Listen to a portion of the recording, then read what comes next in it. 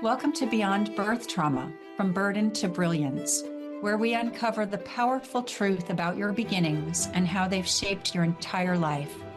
I'm Shannon O'Flaherty, and in this show, we are not just exploring your birth, we are dismantling the chains of generational trauma. We're diving into the core of who you are, peeling back layers of inherited beliefs and behaviors that have held you back for far too long. This isn't just about understanding your past, it is about reclaiming your future. Get ready to break free.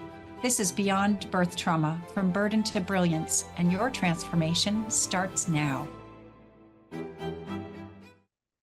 Hi, everybody. Shannon O'Flaherty here. So big apologies for the delay, but my guest was having technical issues, so she won't be joining us today. So today I'm going to talk to you about all of the other things that I offer, because usually I'm interviewing guests and talking to them, but today that's not the case. So I want to let you know on everything else that I do. Because as you know, my subject is birth trauma, but it's not just about our birth, and it's not even that our birth started with our birth. Our birth started not even with our mothers, but with our grandmothers. This is the beyond birth trauma part, because we wouldn't even be here without our ancestors. And if you think about what our ancestors have given us to start working with in this lifetime, what is the lineage that they set down before us? What if we had an entire ancestry before us that was abused or violated or in prisoner of war camps or had huge struggles or lots and lots of loss and sadness? All of that is going to travel down generationally into our epigenetics, which you've all heard of by now. We hold at least 7 generations of cellular memories in our bodies. So I find it very strange that people don't think about their ancestors when they think about, who am I? How have I become who I have become to this perfect place in my life without thinking about your ancestors and what was left before you, culturally and all of the rest of it? So that's something to think about in terms of your own self-development path and your own journey forward in connecting the repeating patterns in your lifetime to help you understand who you are. So right now I have a program that's called the Return to You. And really the intro to this program is just 3 steps to help you release your emotional shock, access your truth, and reclaim your power.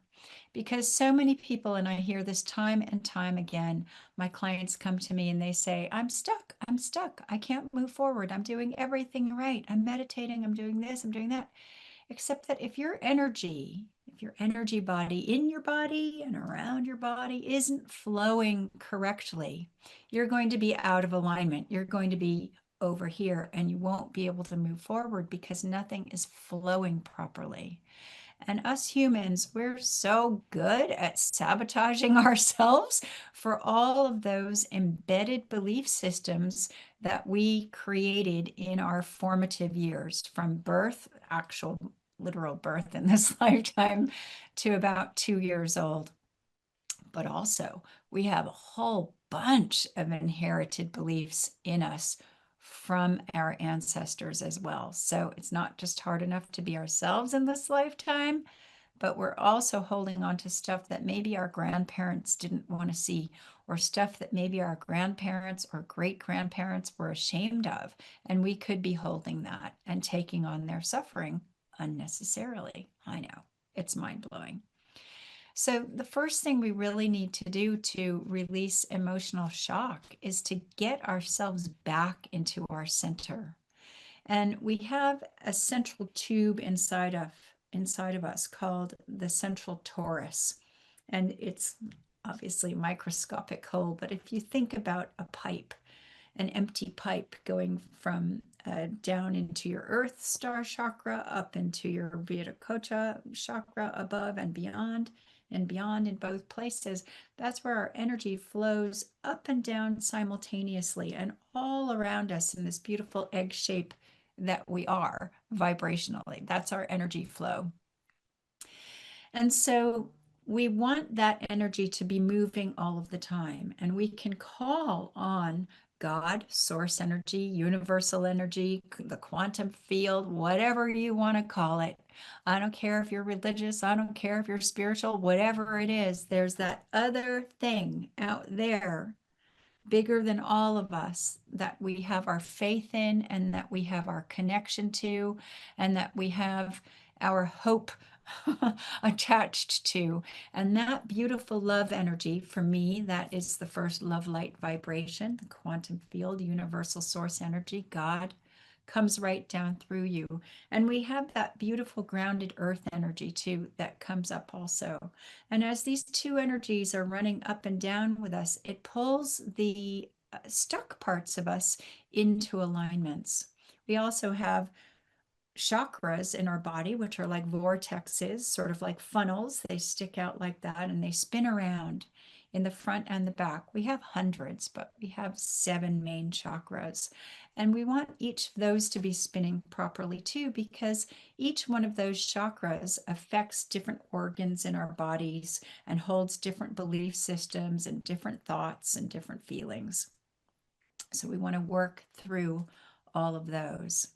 And one of the easiest ways to find out what's going on for us in our subconscious mind is to muscle test, because our cells don't lie to us.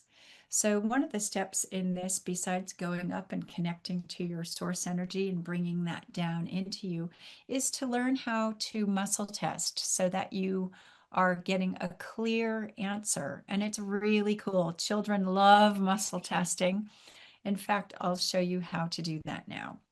So the easiest way to muscle test is to form a ring with your fingers, and you put your other finger through, and then if it's strong like this, that means it's a yes.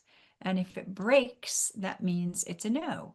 But what's important here is to get a really clear base level test, because some people are really, really strong and it's so hard to break through, like pianists, gardeners, massage people. They have really strong fingers, and some people are really light and you can break through really easily no matter what you're asking.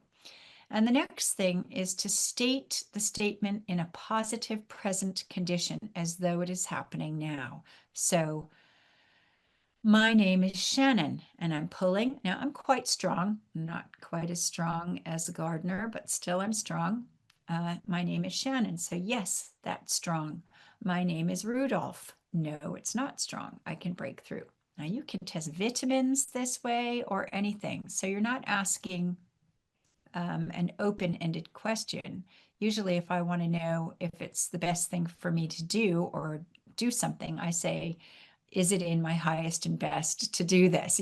Because that's a yes or no answer. So then you get a yes or no answer. There's other ways to muscle test too, and these are all available. But so that's a really easy way. You need to be well hydrated when you're muscle testing, because we are over 70% water in our body. So things need to flow that way too. And also, if you want your energy to be in alignment, it's a really good idea to be hydrated. I have my water next to me all the time because hydration is really, really important. So if you're not a big water drinker, I'd say get with the program and find a way to drink water. I think herbal teas are okay, most of them. And then reclaiming our power, especially if your parents are still alive, now is the time to start asking them questions. There is a free resource on my website, shannonoflaherty.com or shannonbtb.com, where if you fill out your email address, there's a whole PDF of questions that you can ask your parents or your grandparents, because some of us think, God, I don't know all of these things. I knew everything about my mother. I knew everything. I knew more about my mother than anybody else in the family because my whole life I thought it was my most important relationship. And when I was 15, I wanted to know what it was like when she was 15. What did you do then? What did you do? What did you feel about this? And with every phase of life that I was in, I wanted to know what my mother was going through too.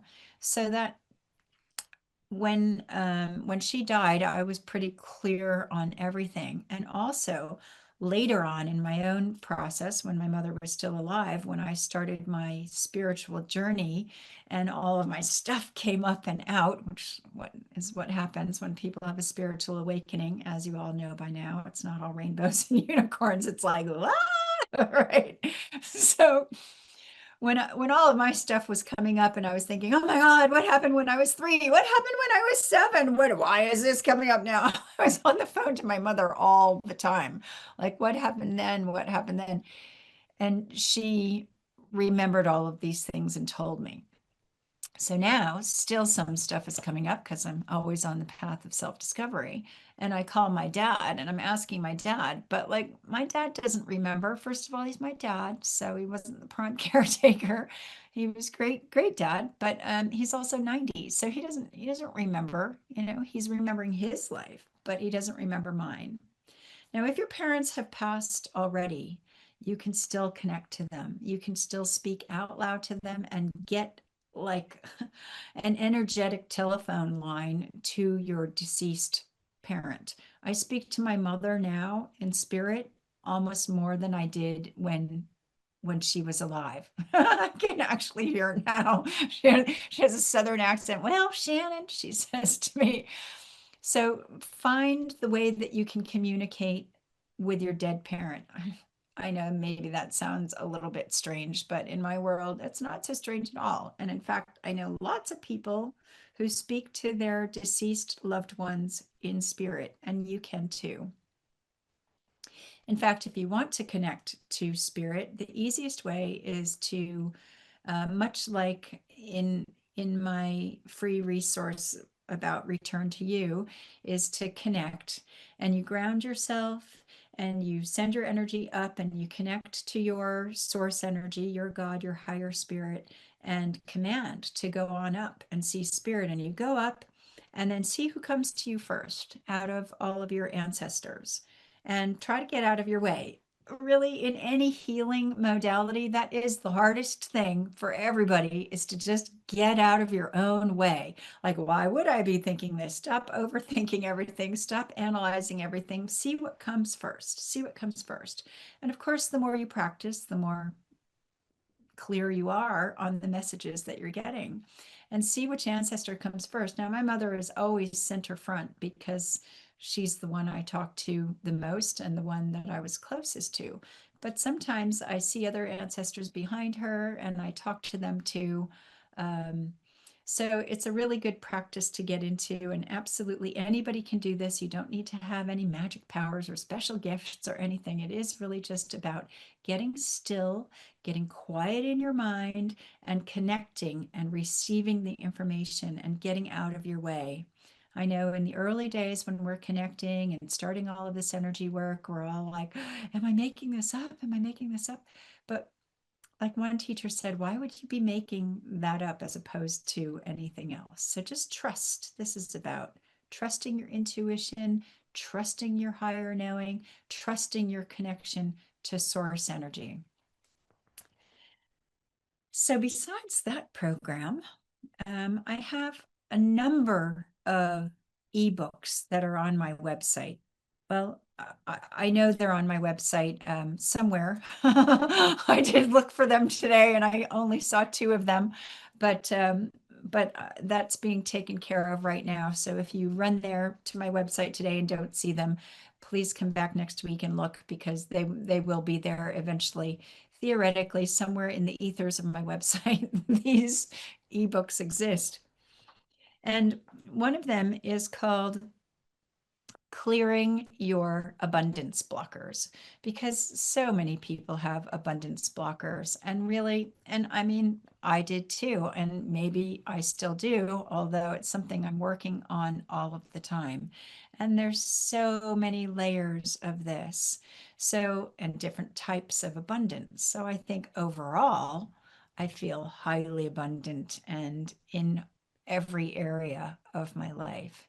And if we remember that absolutely everything is energy. So abundance is energy. The relationship you have with your laptop is energy. The table that you're sitting at is energy. Your relationship with your friends, how you feel about things. And so people put so much weight on money, on financial abundance because of, well, the world we live in, right? We need money. But originally it was just formed to exchange, right? If you can change your belief system that money is not good or bad, it's not evil, it's not important, it's not any other thing besides paper or plastic or whatever it's made out of these days, and metal. Money is paper and metal. In God's eyes, in the literal view, money is just paper and metal. It's just energy. It's a form of exchange. That's the base level with money. Just look at it for what it is. It's no different to manifest hundreds of millions of dollars or pounds or whatever currency you want than manifesting a parking spot. Manifesting, calling in what you want is the same thing. The reason why it takes some people longer to manifest the hundreds of millions is because of all of our heavy belief systems attached to money. It just drags us down. It keeps us stuck. It keeps us in a place of worry. And guess where we learned that from? We learned that from our parents. And they learned it from their parents. And they learned it from their parents. See why it's so important to look at our ancestral line so that we can see what kind of belief systems have been passed down to us. And even if you came from a very wealthy line, it doesn't mean that all of your beliefs about money are just going to be really groovy and smooth sailing. It might mean that you hate money because of the expectation of you in this lifetime of having to live up to it. Or maybe, I don't know, it could be a million different things depending on your circumstance. So it is a quite fascinating thing to look at.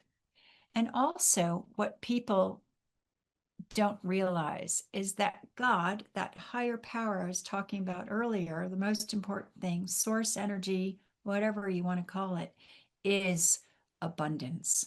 So, where is your higher, bigger than you belief or energy or magic fairy dust that you are holding on to and connecting to so that you can call something in from the universe? What are you connecting to when you're wanting to manifest something? So, we all have struggles with money and personal beliefs and limiting beliefs about money. And so, this guide is about helping you reimagine your beliefs about money. We all have neural pathways in our brains, and our neural pathways hold all of our subconscious belief systems, the good and the bad, and our behaviors and our responses. So I usually give an example of being on a diet because pretty much everyone understands that theory, whether you've been on one yourself or you've seen other people on a diet. So intellectually, we know we're on a diet, probably should not be on our way to the cookie jar. I know I'm very American when I say cookie, biscuit jar, whatever. Anyway, should probably not be on our way to the cookie jar when we're on a diet. But intellectually, we feel whatever we're feeling in that moment where I'm thinking, yeah, I'm going to go get a cookie anyway. And what's created that moment right then and there that I'm feeling like I'm going to go get a cookie. It's not just because you want a cookie, it's because something deeper has happened. You've been triggered somewhere. It's usually emotional. What makes you feel the need to have sugar? Usually it's when we're contracting, we're stressed about something, or we're sad about something, and that's our escape mode. Same with alcohol, escapism, or filling an empty void of some sort. So in in that trigger of going to get the cookie, if you stop yourself first before going to get the cookie and break your patterning of response. Oh, I feel this way. Now I'm going to go get a cookie. If you break your response, essentially what you're doing is you're changing the neural pathway in your brain, because the neural pathways are like rivers running down a mountain. They start as a little trickle, and then the water fills them more and more every time it rains until it's a rushing torrent of water and you have no control over it. And at the end of each neural pathway is a receptor that holds that energy in place. So it becomes out of our control. And however old you are, you've been practicing how you think. That's a behavior. The way that you respond, whether you hermit into your cave or whether you scream at people, and also the things that you say. We all have that experience of saying maybe an ugly or unkind thing. And the moment the words are coming out, you're like, no, no, no, don't be saying this. It's too late. But also the way we think. And this is the mental monkey chatter. So changing your neural pathways, because you learned them in the first place, you can unlearn them. And this literally rewires your brain. This is nothing new. All of the spiritual masters out there are teaching this in one way, shape, or form. But the process is very simple. Where people get stuck is because it takes practice. It takes practice. What's your motivation to change something? How important is it to you? So the clearing abundance blockers looks at all of those aspects that are holding you back from even getting started and helping you reframe beliefs around money. And then I have another ebook that's called 118 Abundance Blockers Keeping Spiritual People Stuck in Scarcity. Because there's a whole bunch that you wouldn't even think have anything to do with money. And because I've been doing this work for so long, we're all connected. All of our thoughts, all of our feelings, all of our experiences are absolutely interwoven from every single slice of our life's pie. They're all interwoven and they all connect with each other. So this goes through 118 beliefs.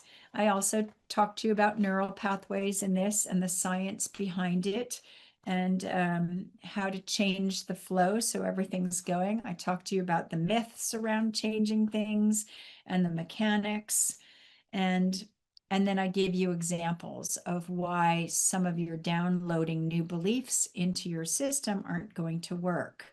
So maybe you consciously believe that you want to grow your healing business. Say you're a healer. I want to grow my healing business. But maybe another part of you thinks it's wrong to charge for my spiritual gifts, or I have to be humble to be a healer, because this is a cultural ancestral belief. Absolutely. So we have these dual beliefs that I have this belief, but I also have this belief, and they kind of cancel each other out because they're opposing beliefs. So this ebook goes into all of that. I show you how to go up, how to send your energy up, how to command your higher knowing and come down into your pineal gland and change everything. And we talk about beliefs in here about scarcity and survival, self-worth and deservingness, because money and abundance is connected to all of these things. And of course, all of these different categories relate to different chakras in the body. We talk about chaos and control beliefs, money judgments and fear of wealth, spirituality and poverty, struggle and hard work. I don't know about you, but I came from the must work hard to survive kind of school. And, do, whereas I'm much more let's just be kind of a person. So, what is embedded in your consciousness from not just your parental messages, but from your ancestral messages? And what about your circumstantial messages and your cultural messages? And maybe you live in a different country. What kind of messages are you getting from all around you that are feeding you your beliefs? Because we change and grow and we can change our beliefs on a dime. Oh, look, balloons. Yay, we can change our beliefs on a dime. And then we talk about debt and financial safety and our relationship with God and money. And then also new additions for those of you who are spiritual seekers. So that ebook is really cool. None of these ebooks are very expensive. I don't know. They're all probably around 11 pounds, sacred numbers. Maybe they're 11 or something like that. I was being really cute. Okay. So going on, I have other ebooks. One is called the 7-Day Shame Release Challenge. And shame is something that all of us carry and we suffer from. And you might not be steeped in shame and you might not be losing any sleep over shame, but particularly in women, it's silent, it's heavy, it's shape shifting, and it hides in our thoughts, it hides in our bodies, it hides in our relationships. I mean, just come on, think about the Me Too movement. Oh my gosh, if you have any kind of sexual abuse or any abuse on any level, and I mean the slightest level, you will have shame. If a parent has ever humiliated you publicly, you might have taken that on and it stays in your cells.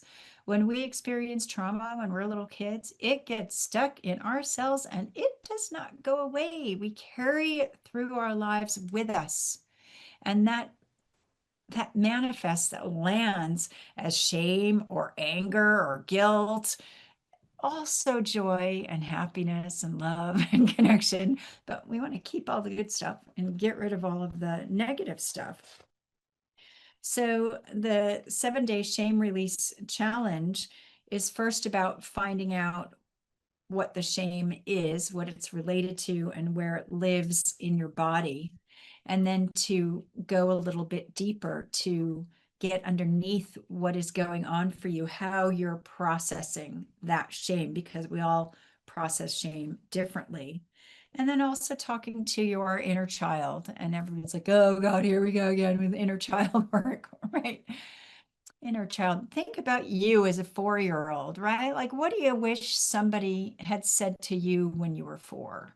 Or what do you wish that you had going on for you when you were 4? When I was 4, I wish that I had had more intuitive understanding from me, from my mother particularly, but both parents. But I mean, my dad was so high on a pedestal back then, it didn't much matter, but that's all cleared up now. But with my mother, I wish she would have seen me, seen the spiritual person that I always was, the free child, instead of being in a power play and resistance with that, right? I would have loved more holding from her. Whatever it is that you feel that you lacked when you were 4, that you now know as an adult, like looking back, well, what was missing? And instead of just staying angry about what was missing and what you didn't have, then going back to change that and reframe that and forgive what needs to be forgiven and have gratitude about what you can be grateful for, because even all of the crap, hey, I'm really grateful for some of the most challenging experiences in my life because I did not lose the lesson and I grew so much personally from experiencing really, really tough times sometimes. So when you can get to that place of like, okay, well, all of that happened for a reason. And I do live by that belief that everything is divine and it happens for a reason. But that doesn't mean that I go through a process. I mean, if you read any of my blogs, oh my gosh, what happens to you happens for you. And I love that. I love that phrase so much. That comes from one of my colleagues, Colleen. And yeah, it's just absolutely true that if you, it's not to spiritual bypass and not feel what you're feeling, but go through the process, feel what you feel, go through the process, do some healing, process whatever you need, get the grain of the gift from the situation, even if it's just a grain of sand. Find the gift in whatever it is that you've had to overcome, and then use it to your advantage so that either with awareness or teaching someone else or sharing it or getting yourself out of that and seeing the divinity in it, because then you're open to other opportunities coming into your life instead of staying in a place of resistance. You can have a big drama and a rant and a rave about that. Used to be really, really good at that. I do still get stressed about things, but I don't stay there long because I don't like to feel that way. So I do something about it quickly so that I can then get into the divinity place. And then in this book, also, you learn how to release the guilt and move the emotion through your body. And then we anchor in a new story. So that's a really great ebook for you too, if you're in that kind of a process of wanting to get rid of shame. Another ebook I have is called The Lineage Healing Blueprint. 33 questions every woman must ask before transforming her ancestral story. So the title gives it away. There's 33 questions that you can ask. And these are the motivations that are guiding your healing, also the emotional, somatic, and spiritual resources that are available to you. We look at the patterns that you've inherited and the ones that you're ready to release. And also the connection you hold to the women who came before you. You know that your, before you were born, before you were even conceived, that your eggs that you were conceived from lived in your mother's tummy. Right? So they were in your grandmother first. So how can we not be connected to our grandmothers? There's a lineage of women. It's really exciting when you start to look at things as this connected lineage. And also practices that will help you stay grounded, empowered, and aligned. And it's not just a bunch of pointed questions, it's really an initiation. It's a preparation and it's a remembering for you to tap into that other knowing of yourself. And these questions will help you reconnect with your why. Why am I who I am? Why do I have this deepest motivation to change? If it's not just because I don't want to feel like crap all the time. It also helps you visualize what's possible and what you're truly ready for. And they help you build emotional safety because we need to feel safe in absolutely everything in order to be our truest, most authentic selves. So it gives you a lot of clarity and intention for what you're going to heal. And it takes you through a really beautiful process. So I would highly recommend that ebook if you're just starting to investigate your lineage and your ancestry. You don't really even have to know too much about your ancestry because this will help you get there. And then you'll think of your own really cool questions too. And then I also have the ebook, The 5-Step Path to Healing Generational Shame, because shame It isn't just born with us in this lifetime. Generational shame starts way before we were here, and that's passed down too. So, shame, like everything else, has a lot of different layers, and the generational shame book takes you even deeper in that one. So, you can read all about these. Yeah, hopefully this week on my website. And then finally, the last ebook is called Hidden Ancestral Oaths Keeping Spiritually Minded Women Stuck. And we took 7 sacred oaths in other lifetimes. They could have been religious oaths, they could be pagan oaths. It doesn't much matter what kind of oath you took, unless you have a real friction between religion and spirituality in this lifetime. Most of my clients don't, but some people do. So sometimes it's important for them to know where the oath came from. But these oaths keep regenerating lifetime after lifetime. And I was already well on my spiritual path, and I thought, because I was still in judgment phase, I should be further along by now in my early years of being a healer. And I thought, what am I missing? What am I missing? And then I went to class, and it wasn't my teacher, but it was one of my colleagues who said, well, have you had your oaths cleared? And I was like, what are you talking about? And there were these 7 specific oaths that needed to be cleared. And they were absolutely fascinating because they also align with the chakras, and the release of them was really important. And when I had these oaths cleared, my life changed so radically.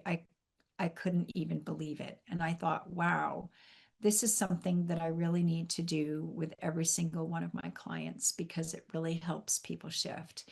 And usually in a session, I have 2-hour sessions with clients, one-to-one, either on Zoom or in person if you're anywhere near Ilkley in West Yorkshire.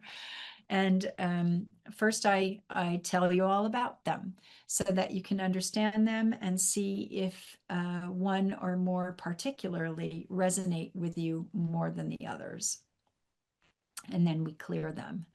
And clearing these oaths sometimes is what's underneath another belief system that isn't changing, especially if it's a repetitive pattern of behavior or a repetitive pattern of feeling the same things or acting out.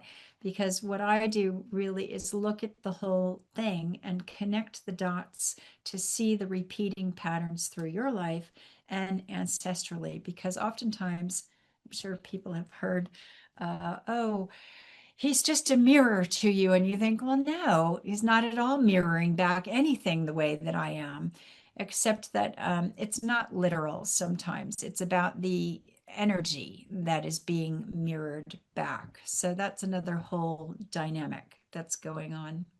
But also with clients one-to-one, when I'm working with them, with every new client, especially, I go in and look for the fetal memories. So when we were in utero with our parents, because this is when all of the ancestral belief systems get passed down when we're forming as a baby. And so we clear all of the fetal memories, because anything that your mother and father are feeling while they're pregnant with you is going to go into you, the little baby, right? So when I was pregnant with my second son, who has just become a father, which is mind blowing to see my baby become a daddy. Yes, I'm just a brand new grandmother. I'm so thrilled telling random strangers on the street. But when I was pregnant with him, my mother and my sister weren't speaking to me for like that year. Um, right now, I don't remember why. That's not important. But I was very sad, and I felt like my family wasn't there for me. Now, my husband was there for me, yeah, and I had great friends and a support network, but I felt like my family wasn't there for me. And then Rome was, maybe he was about 7, I guess, 7. And he was just moody about something. And it suddenly occurred to me, however he was acting out, I thought, you know what? I wonder if he has that belief system, because we're a very tight knit family, very supportive, very close. We're very, very involved with um, my kids often joked with me, like, why would we ever need therapy? What have we not discussed at this breakfast table? I'm like, yes, that's true. So we've always been wanting our kids to communicate and encouraging open communication, and that you could come to us for anything, et cetera, and supporting them and being their best fans and all of that. But whatever it was about, I don't remember, it was so long ago, it occurred to me, I thought, so I muscle tested my son, and you can do this thing with your kids too, but you would use your fingers to pull their fingers apart. So I had him say, um, I know my family is there for me. And he tested no. And he was like, that's ridiculous. I know you're all there for me. And I said, I know. Well, then hold tighter. Hold tighter then. Don't let me pull your fingers open. Hold as tight as you can. He's a pretty strong kid. So he's holding as tight as he possibly can, because he didn't want me to be able to open his fingers. And I didn't really have to pull too hard, because your cells don't lie to you. So he said it again. I know my family's there for me. No. And he was just like, but that's not that's not true, because I do know you're there for me. And I said, well, yes, I know that you believe that intellectually, and rightly so, but somewhere deep inside you, you don't you don't feel that, but it's not yours. And he said, what do you mean it's not yours? And so I told him about when I was pregnant with him, that I didn't feel my family was there for me. I had cleared that since then, but still. And he was like, oh. And I said, yeah, let's clear that, shall we? He's like, yes, please. So I then cleared that for him and downloaded to reaffirm that, yes, his family was there for him, and he felt much better. So often during my practice, whenever I would find a belief system that was still lingering in me, that I thought, ooh, have I passed this down to my kids? And I'd say, can I muscle test you guys about something? And usually they didn't have it, but sometimes one kid would have it and the other kid wouldn't have it. So that was really quite interesting. And lucky for me, oh, thank you, thank you. I got to them in their formative years, and they let me work with them and change things so that they wouldn't be carrying unnecessary beliefs. So if your kids are still in their formative years, remember they're like little sponges, and you can really do a lot of amazing, great healing with them. It's much easier to get to them while they're younger, and until they're grown-ups and have already formed their own real opinions. And teenagers, well, that's always an interesting phase. I really enjoyed my teenagers, but sometimes they've already brought their limiting, sabotaging beliefs into their young adulthood. So it's harder to get to them, because they might not be as open as they were when they were little kids. Luckily for me, I got to my kids in their formative years. And for you yourself, whenever you experience any resistance about anything, if you find yourself contracting or getting stressed or procrastinating, I could write the book on that one, I think. Procrastination, it's a skill set. If you're avoiding doing something, that is in effect a trigger. Why are you avoiding it? What is it about what you're avoiding that you don't want to do? And right there, that's your gift, because that gives you awareness of the very thing that you need to look at and face. Not that you necessarily need to do, maybe you need to look at it and think, why am I doing this? Why am I avoiding it? Is there another way forward for me in the same direction, but in a different way? Today, I took Dr. John DeMartini's value personality test, and it was absolutely fascinating because there's 13 questions and there's a little video. He talks about each question, and it wasn't just a tick box, this or this or this. He makes you really think about you, your life, you, yourself, and you, and what's around you and your environment and your thoughts. And it was just absolutely fascinating. I highly recommend you look at that and be as honest as you can with yourself, because that gave me great insight today around my work specifically, and where I am aligned with it and where I am not aligned with it. And it made me really think deeply about the changes I need to make in order to make sure that all aspects of my life are in alignment. I happen to feel really in alignment and in flow better than I have in for a very long time. Having come out of long COVID last year in September, I feel like I'm back to Wonder Woman status and feeling really good and happy and aligned. But there's always somewhere that you could look at that could use tweaking, and look for other people who can help you do that. So I've been really happy to have this opportunity to speak to you all, kind of just off the cuff and winging it. Um, it's too bad my guest's tech couldn't sort out before we got started, but we were already running so late, so I thought I would just jump on in there. So as I do at the end of every show, let's have some downloads. So if you'd like to receive some downloads now, some healing, just put your feet flat on the floor, and you might want to have a drink of water just to hydrate, because we know how important that is. Put your feet on the floor and your hands up, palms up, so that you can receive. And when I say whatever the download is, if you'd like to receive it, just say yes out loud, and then you'll receive it. So let me just get connected. Oh, I'm already yawning and processing energy. I yawn when I process energy. It's not exhaustion.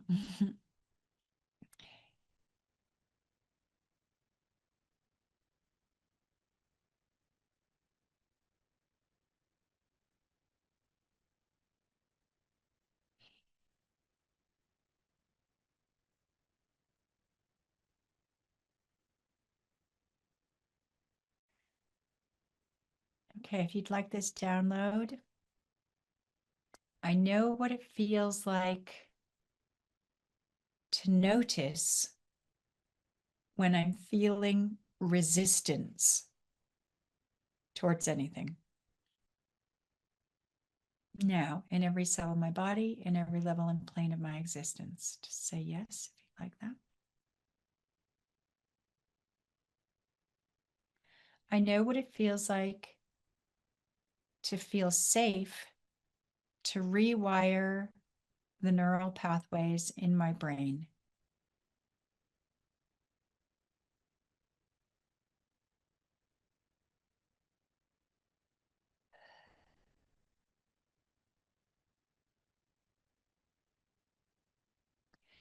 I know what it feels like to trust my intuition and higher knowing.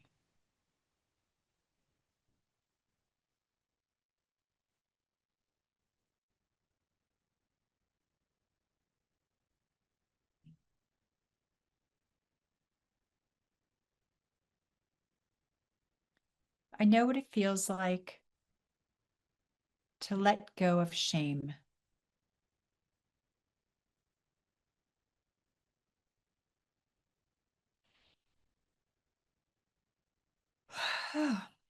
Feel energy moving out there for all of you.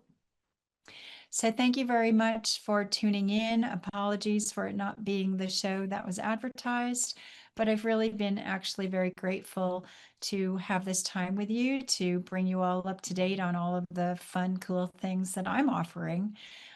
So I hope that you've enjoyed it and maybe learned something. And do check out my website, shannonoflaherty.com or shannonbtb.com. And I sure look forward to seeing you next time here. Lots of love. Bye, everybody. You have been listening to Beyond Birth Trauma, From Burden to Brilliance with Shannon O'Flaherty on Transformation Talk Radio. On the second Tuesday at 10 a.m. Pacific Time, we connect the dots between your ancestors, your birth, and the patterns that keep you stuck, guiding you to a place of profound healing and unstoppable brilliance. By examining and healing your cellular imprint from birth of how you perceive and respond to the world and the challenges that are created in your day-to-day life, we can begin to heal and live more balanced and fulfilling lives. For more information, visit shannonbtb.com. That's shannonbtb.com.